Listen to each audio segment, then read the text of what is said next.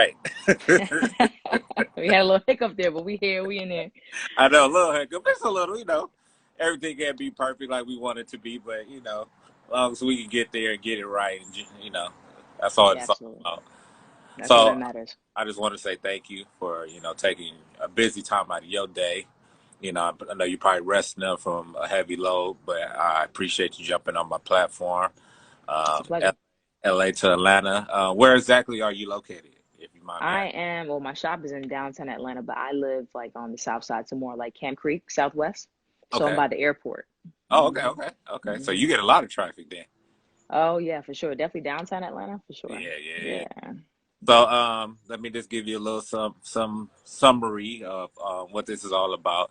During absolutely. the pandemic, when the pandemic first hit off, and I was in school trying to get myself started in this industry that I love so much as the barber industry.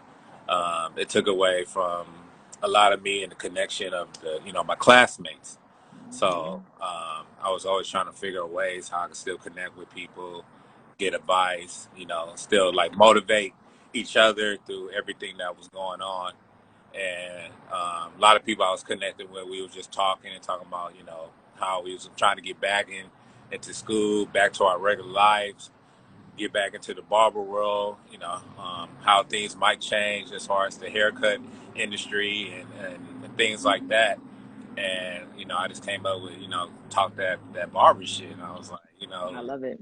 let me just jump on live and see how this manifest and me connected with other people like yourself and almost like giving you guys your flowers and a chance for you guys to speak about your journey and what made you decide to be a barber and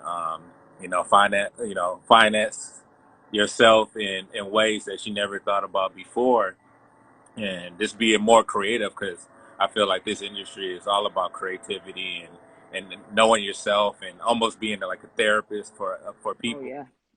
Definitely. To yourself and to people. Oof, for sure.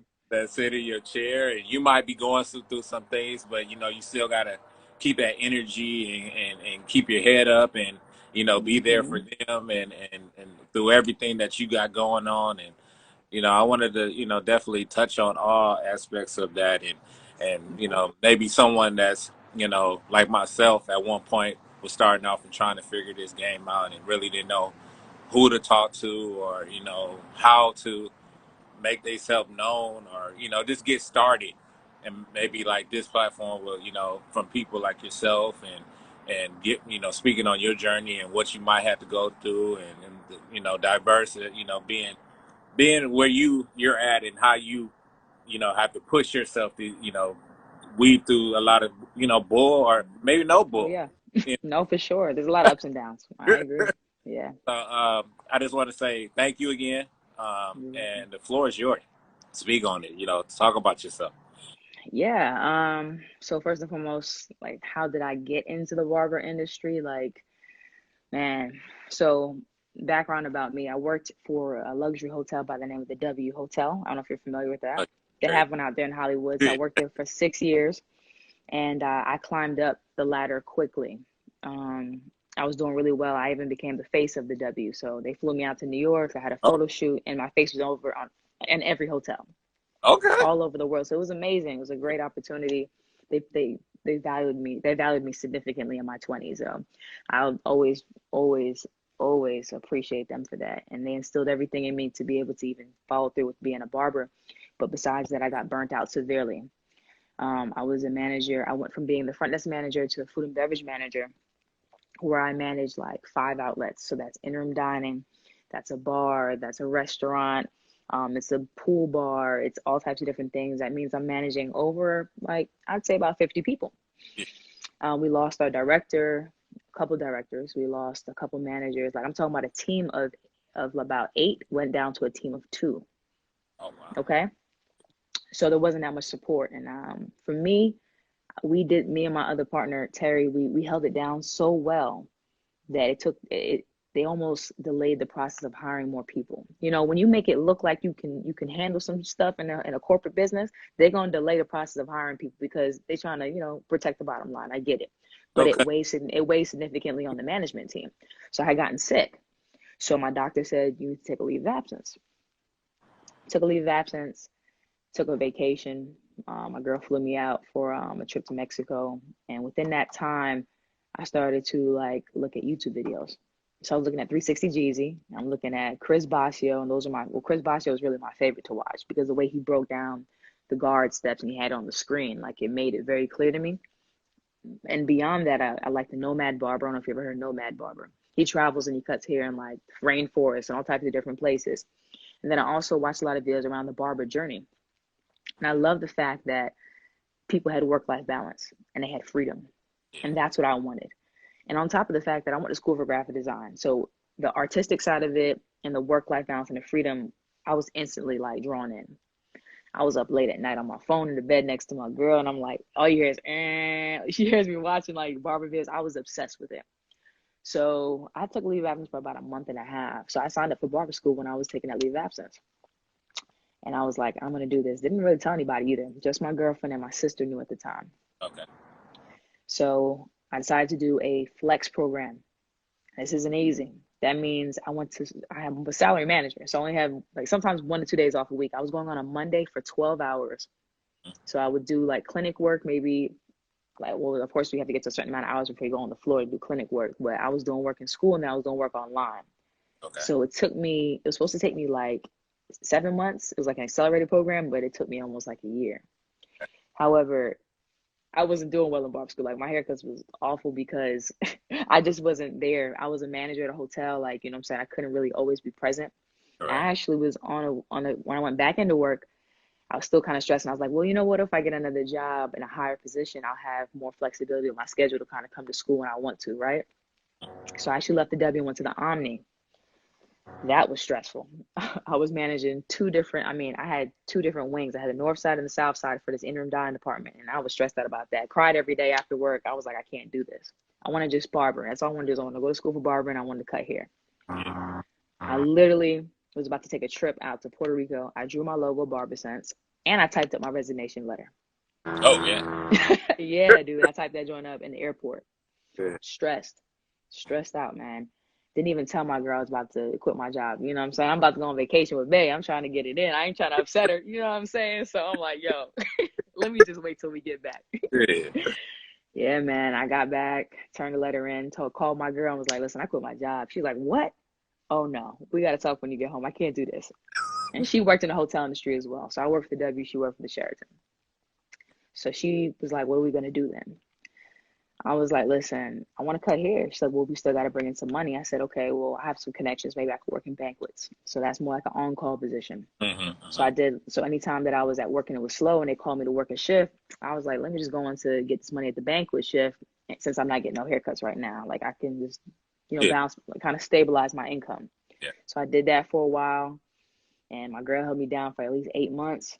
And I was grinding. I was in a mall barbershop at the time when I was working. So in a mall barbershop, you just got to go out there and speak to people and get it. And they're going to come on in. You know what I'm saying? So it worked out pretty well. And I built my clientele pretty well, I'd say within a matter of 7 months. And I was doing good. So yeah, that's kind of how I got into it. And I love it, man. It's been good to me, to be honest with you. Like I said, work-life balance and freedom was what I wanted out of it. And I'm glad to be a part of it now. That's no. I mean, you touched on a lot of things. I'm gonna trickle in any way I can to ask. Yeah, but I mean, you really touched bases on your journey to like understand that you wanted to take ownership of yourself and your livelihood, and you didn't just want to like this. I want to say be the norm, but you just wanted to have something that felt like it was yours. Yeah, absolutely. And just that freedom, man. I don't want to punch that clock. Working for somebody else, slaving for somebody else. It gets exhausting. But when it's your own, it's a whole nother fire under your ass. You know what I'm saying? So. It definitely is. Damn. So like the point of like that if factor. I know like even like having that talk with your lady and this transitioning through like your journey of like, okay, I know right now this is stable, but I'm starting over. Like Mm-hmm. you didn't, it's really not maybe for you. You maybe had that knowledge that it can get better. I Yeah. just gotta stick to it. But it's gonna be a road. It's gonna be a journey. Did it ever come a point where you had that moment where you was like, maybe I made the wrong choice? To be honest with you, never. Okay, I that's always felt really good about it because my passion and my faith was way stronger than that. okay. So, and I had a really good support system. Like my girl, mad, like so supportive. May have been frustrated a lot, Yeah, but she believed in me. And the fact that I drew my logo out, I already had a brand and everything, like the vision was there for people to see it clearly. People could ride for me stronger and harder with that. You know what I'm saying? Versus me just saying, I want to go out here and I want to be Simone the Barber. I yeah, mean, and you can do that, and that's fine. I'm not saying nobody that nope that somebody shouldn't do that. yeah, I'm just saying the people around me, because I come from structure, working for a corporate job, they want to see that I'm taking the proper steps to really establish a business, yeah. and that's why I had to make sure everything was solid. LLC locked in, Barber Sense logo is there. They can actually see the vision clearly. I'm branded. I'm rocking every day. I'm going hard for it. I'm sleeping in it. I know. Whatever. I see it. I noticed. I Listen. watch your videos. I'm like, yeah, she got her stuff in order. Yeah, I see it. So yeah, I literally I was riding for the brand, and people saw that, and when they see that, they start to believe in it. So I made people believers. Yeah, it's like anything in this world that we see. Like it's like like McDonald's or like you said the W. Like if you see that logo and you wear it and you bring your own billboard and your own marketing person, yeah, people gonna look at it like, okay, yeah, she about her business. She know what she doing.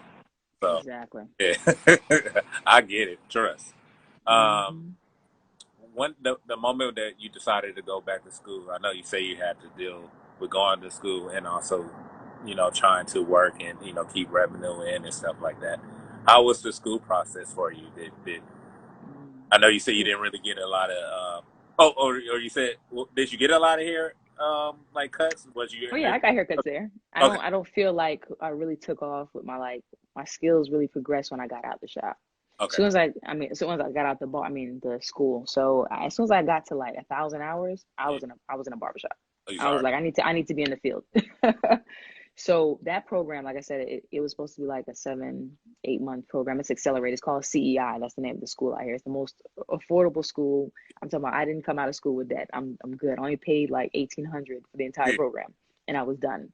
Yeah. Um, so pretty much I got into the shop, and that's actually how my skills got way better. I was surrounded by I would say a few barbers that I kind of gravitated to that were dope, but Yeah. also I invested in myself heavily. So I worked with Israel Wright. I think you may know him. Yeah. Yeah. You know Israel. Okay, so everybody knows Israel. So he was the first person I invested in, and he told me straight up when I took that class, "You're gonna outgrow that shop." Yeah. And he was right. I outgrew it in a matter of maybe a month because Yeah. the owner of that shop moved me around in the shop 3 times. I went up on my booth rent twice. Like he was like messing with me. You know what I'm saying? Like he could tell that I was doing something dope and people were gravitating to it. Nobody was doing facials, nobody was doing beard treatments. And my customer service, I ain't gonna lie, it's impeccable. And I'm going to stand out. Okay. I just can't help it. It just comes from working in the hotel industry. It's just embedded in me. You know what I'm saying?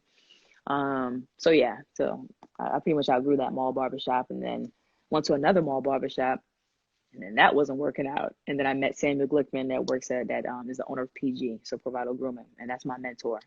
Okay. So from Israel to meeting Sam, who had the owner of I don't know if you ever heard the conference, NBBS, the National Barber and Beauty Symposium, phenomenal conference.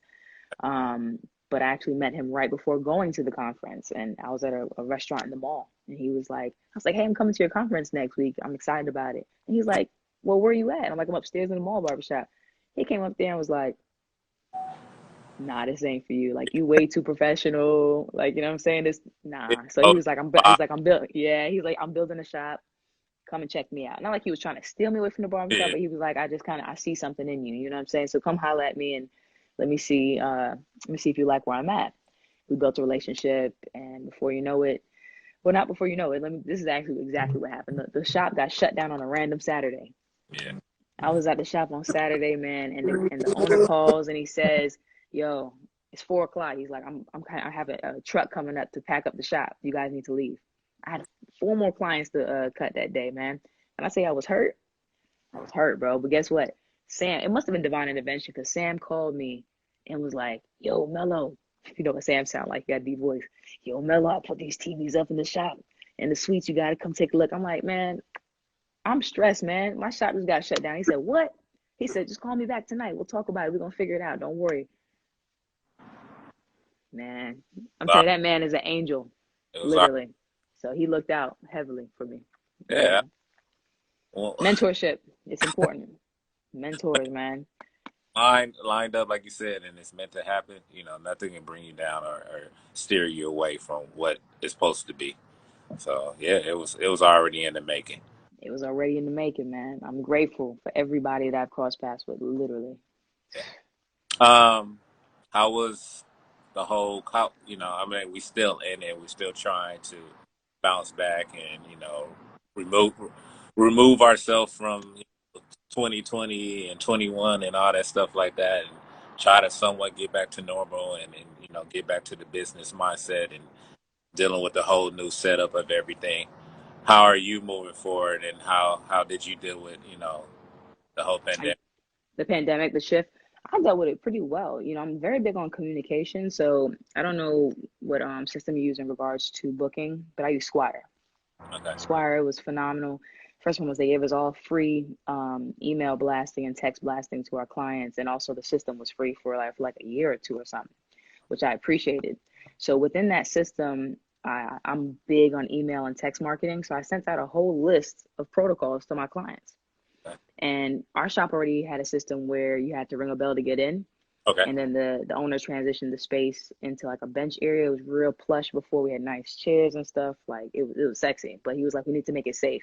So he made it like a bench, and then you ring the bell to get in. And when you come in, you pretty much have to wash your hands before you sit in my chair. And honestly, you can't even come in the shop yet until I tell you that I'm ready. So first and foremost, when the clients arrive, they text me here. I tell them that I'm ready. They ring the bell. They know to come inside and wash their hands. I'm wiping off my seat with everything, everything, all tools, make sure everything's disinfected. Let them know everything is disinfected, and they have a seat.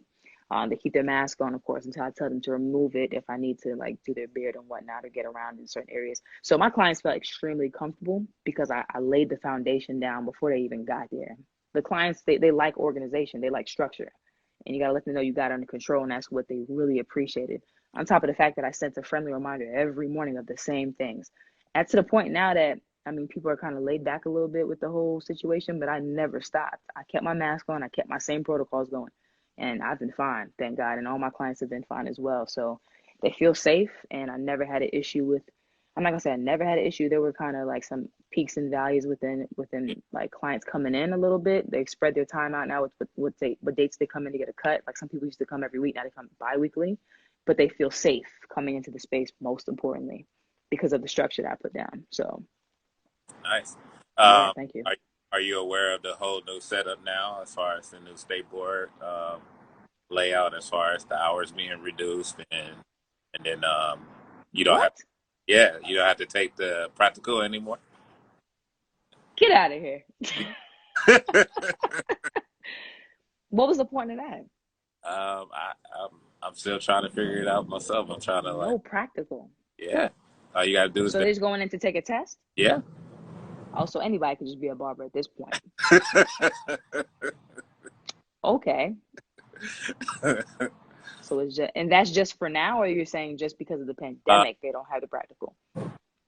No, I took mine, and then and I was in the mix of it. So yeah, I don't know if it's just for a year or maybe 2. That's interesting. Yeah. I do feel like they should have kept the practical, because I would want to see the barber follow protocol in regards to cleanliness and keeping their mask on. You know what I'm saying? Right. Like a certain structure within that practical of keeping your mask on, making sure your client's area is safe. Like there should have been some demonstration there. I'm a little disappointed to hear that. It's good for the barbers that were kind of that were just getting out of school and ready to take the test and get in the shop to get their money. That makes sense. But that's a little, oh man, I'm a little worried to hear about that. Like that's That's a little too easy, man. I'm a little jealous. They made it too easy for y'all, man. Damn. That test better be 100 questions then. Right. Yeah, like 150 question, you know what I'm saying, test. Was the written was it pretty lengthy or what was it? On the what? Say that again. I'm sorry. That Was the last part. written pretty lengthy now that they took it off Oh, or you I think it was only what, like 50, like 50 questions. 50? Okay. Yeah. So Man, maybe an okay. extra 50. I mean, you know what I'm saying? At least give y'all extra 50. Lord Yeah. have mercy. Yeah, okay, that's interesting. I'm going to look into that. Thank you for sharing that with me because I had no idea. Oh yeah, yeah, yeah, yeah. I mean, this is what this platform all about to share. You know, if you got information you can share on your end, I'm all ears. Absolutely, But man. yeah. So, because I mean, the reason I asked that is because I wanted to know, like, are you thinking about doing any like mentoring? Have you done mentoring?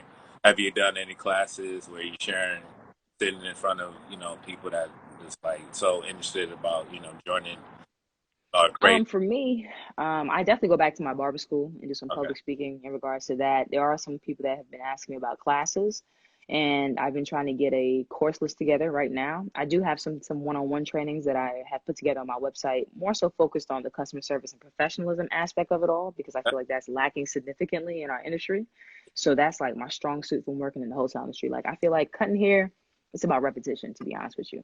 You know what I'm saying? And also being around barbers that are better than you and leaning into those mentors.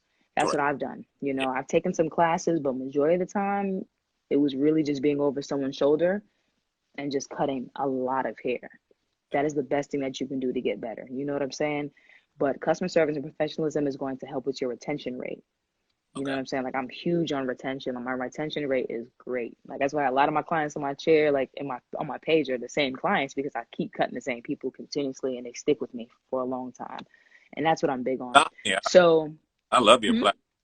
I say I love your platform. I love the way it flows together. The thank deep you. information.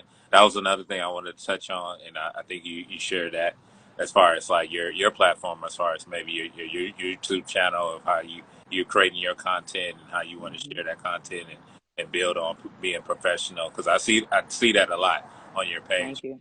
Yeah, so I'm strong on it. I'm actually working on an ebook as well. Okay. So I can actually start segueing into promoting more of classes with me. Just trying to structure it better to kind of like, build up momentum around classes. So I have an ebook coming out soon regarding just customer service tips that Yep. barbers can implement immediately. Because the thing is, a lot of barbers aren't as interested in it. So I made an ebook that was short and easy to digest and implement quickly. You know what I'm saying? So you can like your clients are gonna pick up like, oh, that's nice, that's different. Oh, I love that. You know what I'm saying? That's the kind of energy that I want people to get from the book and be able to implement it. And the clients are like, okay, I'm sticking with this guy. I'm sticking with this girl because she's about her business. And that's what this panel is for, like for you to share your information.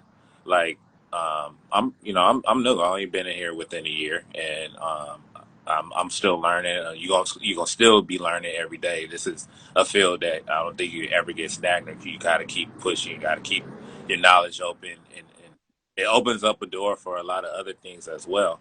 So you just got to keep your mindset and know what you want and know where you want to go with it.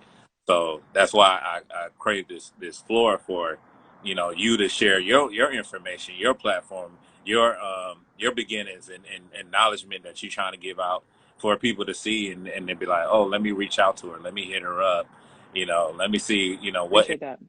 information that I can gather from her that can help me out. And I know I'm way over here, but maybe if I DM her, she might Hmm. respond and be like, yeah, I got you. Yeah. Yeah, I mean, look at us. Like you literally just sent me a DM, like, "Hey, I got this Yeah. live series. You want to hop on?" Of course, Yeah. absolutely. I'll Yeah. support anybody out there that that wants me to be on their platform. I'm all for it. And Atlanta, It's all about positivity for me. You know what I'm saying? I'm not gonna come on here and talk. I ain't gonna lie. I'm not gonna talk like shit about the people, but I'm gonna talk about the industry. You know what I'm yeah. saying? And ways to help everybody and spread love and light. Most importantly. Yeah, yeah. And I know, people kind of get it confused sometimes when I say talk your barber shit. I know what you mean. Yeah, yeah, yeah. But no, some people, some live, man. Some people get on here and they just be talking like shit about other people and how they do this and I don't like that and I would never do that. And I'm like, man, everybody's just trying to find their way. You know Yeah, what I'm saying? Like, I'm not gonna talk down about the next person. yeah. And So, that's Like we just up here uplifting, we sharing flowers, we giving flowers, and I love that. um another question I wanted to ask. Oh, that because you touched on that too. Because I wanted to say, what other fields are what other ways are you creating revenue to help push you forward besides just standing behind a chair? Oh man, I'm big on apparel, so I got some new shirts I'm about to roll out. I actually have my Barber Sense culture t-shirts that have like the list of the different services, like taper, ball fade, beard sculpting. I call them my Barber Sense culture t-shirts. I Okay. love apparel because I call them conversational pieces. Okay. Because when I'm out and about, for instance, my brand is on my shirt. This is a conversational piece. People are going to ask, "Hey, what is Barber Sense?" And then Yeah. I'm able to spark a conversation with you, tell you who I am, and then possibly offer you a service. So that's why I love apparel. I'm huge on that. So stay tuned for a new shirt, but I still have those on the website at www.barbersense.net. And Okay. then also I have my BarberSense capes, which are for wet services. So I do a lot of beard treatments, a lot of facials, and that's to protect your actual hair cutting cape. Okay. And then I have a wooden pick because I have a lot of bearded gentlemen in my chair. Beards are my jam. So beard, so I have a wooden beard pick that's really good for the beard to make sure it's not causing any split ends. It helps to distribute oil in the beard from root to end. Doesn't cause any static or like any frizz. So it's really comfortable and it's massaging the skin versus scraping at it like what a metal or plastic one would do. So it massages and also promotes growth. So wooden picks are always the best route for anybody that has a beard. So that's Okay. what I have is a sandalwood pick. And I'm working on some beard grooming products next. And I have some more things that align with the brand that I'll be releasing regarding like mental health, surrounding around mental health. So stay tuned for that too. Nice. Nice. Nice. You got Thank a you. release date? I don't have any Oh, dates yet, but I'll gradually. I can't share that just yet, but I'll gradually roll it out. Just stay tuned with me on my stories and on my page, and I'll definitely drop in a date. Things take time with the pandemic. Things get pushed around, so I don't want to put a date out just yet. And I'm a perfectionist as well, so I want to make sure I get everything just right. definitely, definitely. Yeah, I mean, that's dope. That's major. thank I'll, you. I'll definitely be peeping out. I love where I see videos of you doing the beers, so I know whatever product you bring out around that, it's definitely gonna be on 100 times 100. So Thank you. Thank you. I'm working on it. You got to get the samples and I got to do case studies. So, I got to get feedback from clients to make sure it's working. So it's okay, a process with beard grooming products for sure.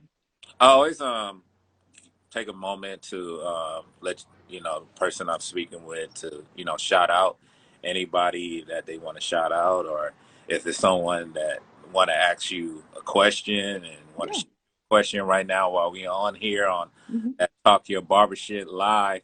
You're welcome to ask whatever question you want to ask, or you want to just tell her thank you for the services that she's been giving you over the years. You're welcome to do that. So I don't know if you want to scroll through your timeline, Oh, your yeah. Let me feed. see. I haven't been able to tell. Yeah. As far as shout outs for me, always got to shout out God. Thank you, God, for everything. Shout out to my mentors, man. Israel Wright and of course Samuel Glickman. Man, those are my dudes. They looked out for me and they steady looking out. So I don't know. I don't see anything here. Oh, let me scroll. My phone's acting kind of weird. I don't know. You see anything on your end?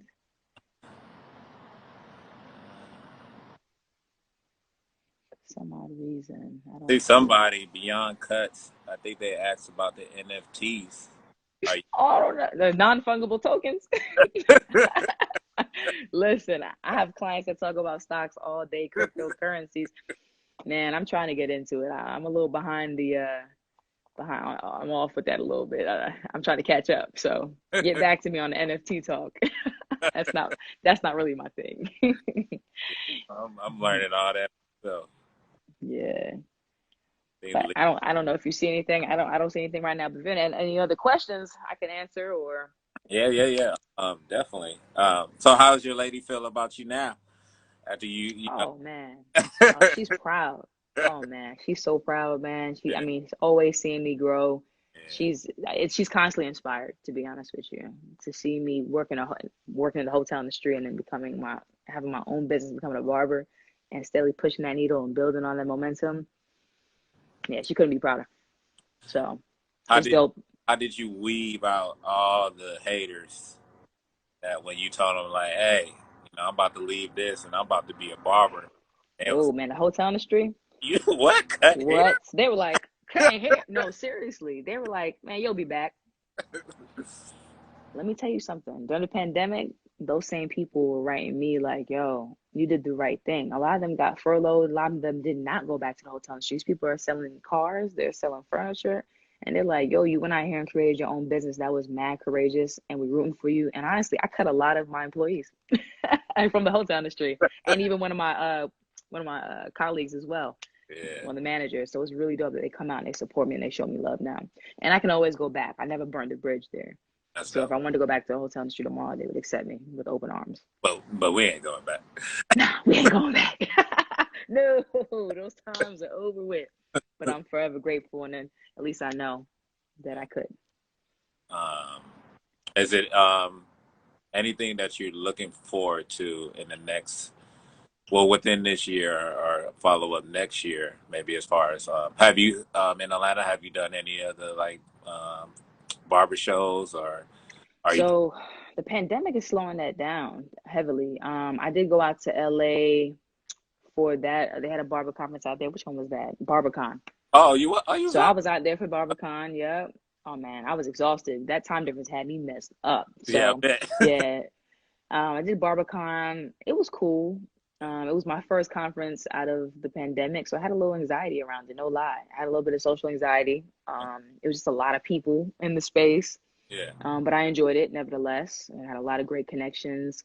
And then Atlanta, we don't have anything going on right now, but I do plan to have some of my events. I typically have an event called the Barber Sense grooming sessions where Okay. it's about proper grooming and mental health. So bringing that all together.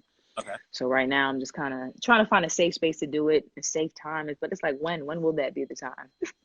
I think Uh, I noticed that on your page where you made like a connection with another company. You was like putting some stuff together. yes. So I'm part of I would say collective. It's like a membership group called the Gathering Spot.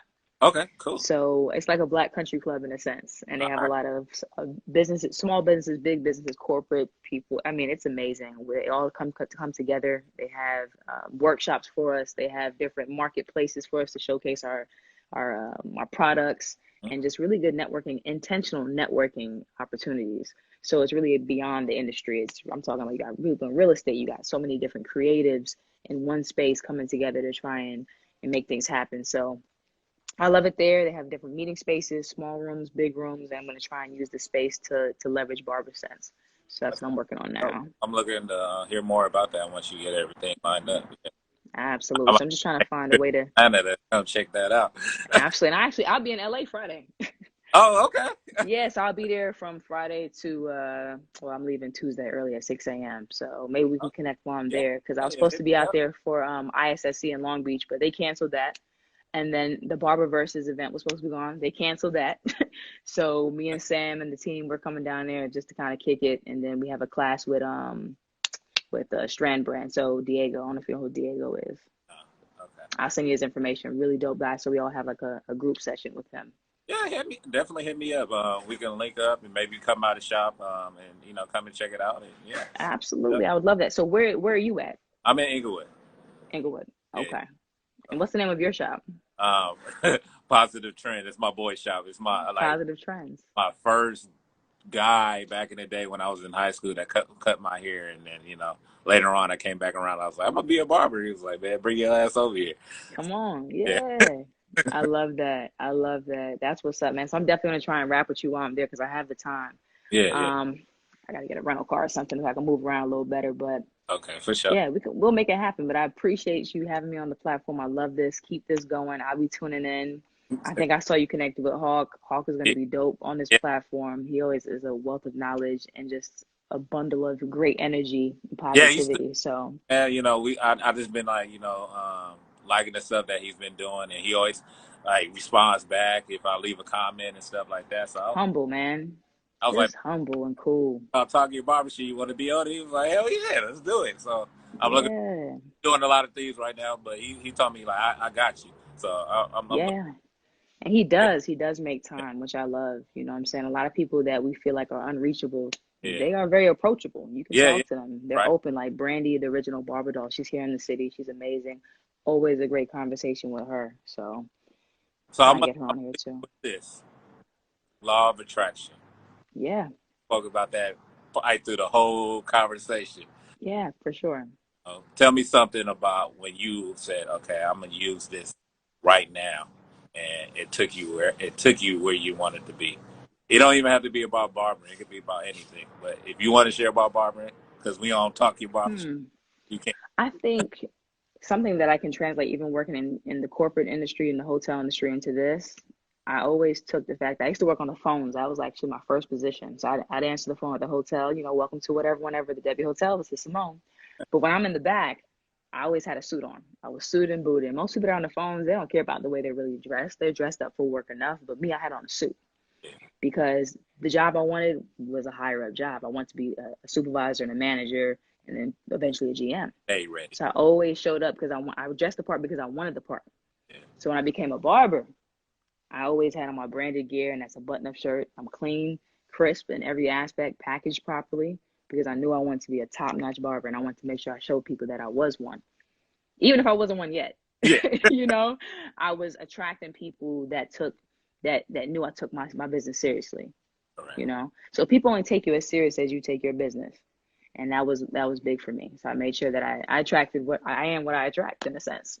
I, So I, I love it. I love thank you. So I would say that's one piece, but also my mindset. You know what I'm saying? I think it's important to write like what you're grateful for, and also affirmations. Like keeping your mindset positive will definitely attract positivity as well. Like me talking about mental health on my page a lot has brought in a lot of clients that are vulnerable enough to sit in my chair and talk about mental health because it's real. Like we're it. all going through something right now. Um, So I love that I can be a safe space for people to relax, release, and just find someone to speak to that's not, they don't feel as heavy after.